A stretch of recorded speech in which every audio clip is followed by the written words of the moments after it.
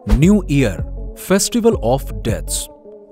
दोस्तों, त्योहार का मतलब होता है खुशियां, और इसी कारण लोग साल भर त्योहार का इंतजार करते हैं ताकि साल भर में कम से कम एक ही बार सही वो अपने परिवार के साथ खुशियां मना सकें। लेकिन एक त्योहार ऐसा भी है जो अपने साथ लोगों की मौत लेकर आता है।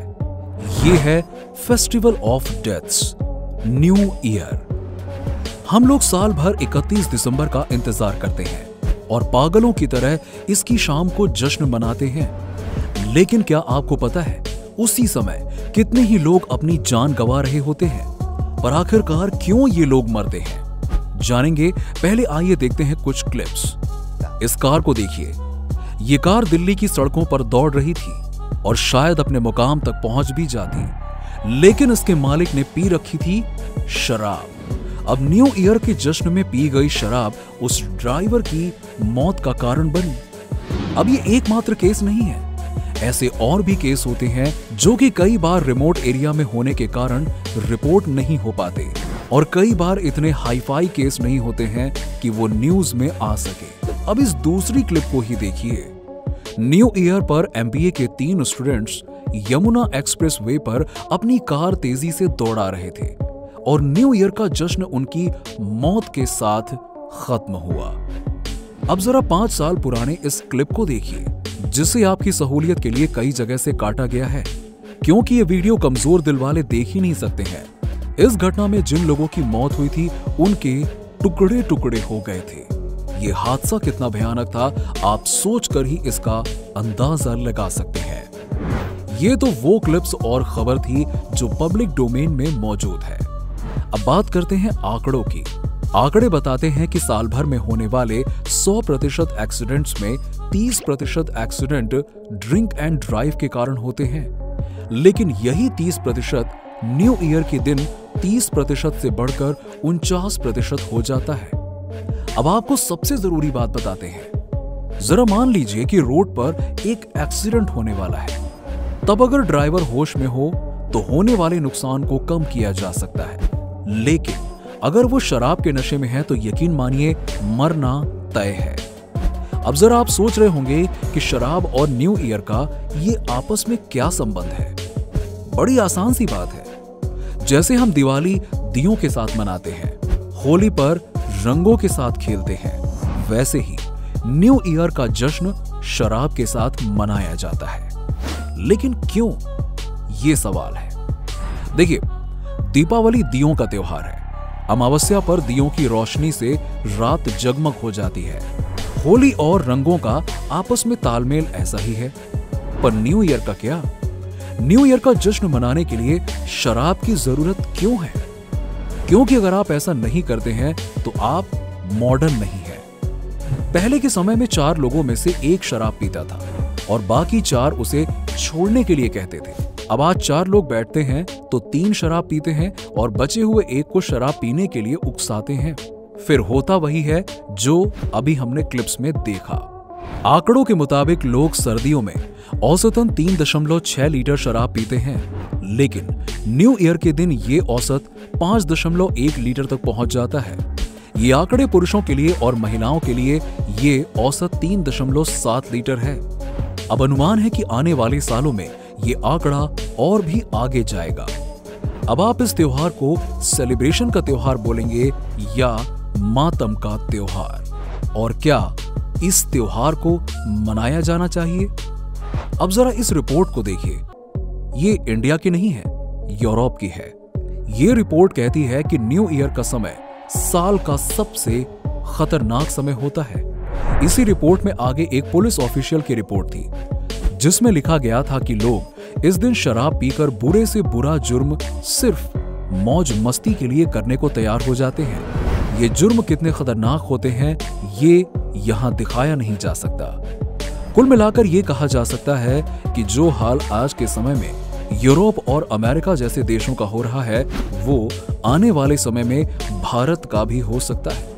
न्यूज रिपोर्ट्स में हम देख सकते हैं कि कैसे अमेरिकी और यूरोपीय देश न्यू ईयर पर होने वाले इवेंट्स को टालने की कोशिश करते हैं। किस तरह से हर इवेंट की स्क्रीनिंग की जाती है, लेकिन इंडिया में ये मॉडर्न फैशन बन चुका है कि आप नहीं चाहते हैं तब भी आपको न्यू ईयर का फेस्टिवल मनाना ही पड़ता है, नहीं तो आप मॉडर्न नहीं कहलाएंगे। चाहे उसके बदले आप रश ड्राइविंग करते हुए अपनी जान गंवा दें या शराब के नशे में कोई क्राइम कर बैठे या क्राइम का शिकार हो जाए। कभी सोचा भी है कि आखिरकार ये त्योहार है तो है कैसा, जो इस तरह के लोगों को खुशियां देने के बजाय लोगों के दुख का कारण बनता है। हमारे भारत में त्योहारों का मतलब होता है आपसी सद्भाव को बढ़ाना, खुशियों को फैलाना और उनसे कोई सीख लेना, जैसे अच्छाई पर बुराई की जीत हो या अमावस्या की रात में दीपक की चमक से अंधकार का अंत। अगर ये सब छोड़ भी दें और साइंस की बात करें तो भारतीय त्योहार विज्ञान से किस हद तक जुड़े हुए हैं ये भी देखिए। दिवाली आती है तब हम देखते हैं कि अब सर्दियां आ चुकी हैं। बसंत पंचमी सर्दियां खत्म होने का इंडिकेशन है। होली पर बसंत का वो सुहावना मौसम खत्म हो जाता है। बैसाखी पर हम फसलों का उत्सव मनाते हैं और उसके बाद सावन से जुड़े त्योहार मॉनसून का उत्सव है। लेकिन ये जो 31 दिसंबर है, इस 31 दिसंबर को क्या बदलाव होता है? क्या अगले दिन तापमान बढ़ने वाला है या तापमान पिछले दिनों के मुकाबले घटने वाला है? जैसा ठंडा मौसम दिवाली के बाद की एकादशी से पड़ रहा है, वैसा ही मकर संक्रांति तक पड़ता रहेगा। 31 दिसंबर और 1 जनवरी के बीच कैलेंडर के अलावा ना तो मौसम बदलता है ना फसलें बदली। बदला क्या? बदला है बस हमारा नजरिया। हम दबाव में हैं इस बात के कि कैलेंडर बदलने का हमें उत्सव मनाना ही पड़ेगा। कुछ लोग ये भी सोचेंगे कि ये कहाँ की पुरानी सोच है। अब आप पूछेंगे कि क्या दूसरे कल्चर का सम्मान करना गलत है या दूसरे कल्चर की खुशियों को साझा करना गलत है?